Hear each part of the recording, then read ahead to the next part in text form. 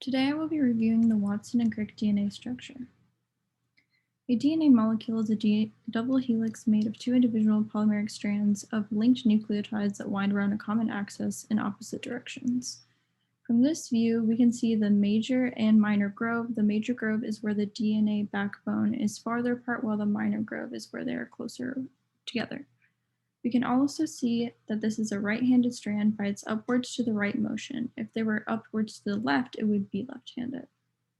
Looking more closely at the linked nucleotides, we can see the opposing antiparallel strands hence the opposing direction.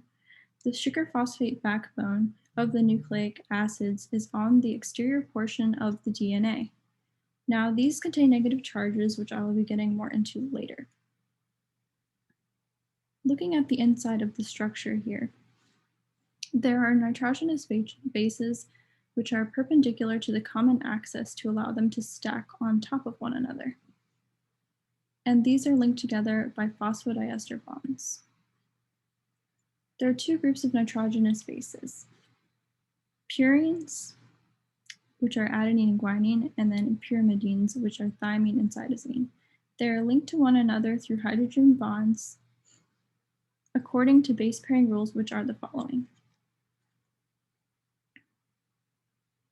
Using this rule, we can determine the sequence of an opposing strand, so we only need one strand to know both sequences. Looking at the ribose and deoxyribose, here is the phosphodiester bond at carbon 5 and carbon 3. We also see that carbon 1 is attached to the base and carbon 2 is attached to an oxygen group. Now, if this didn't have an oxygen group, it would be deoxyribose.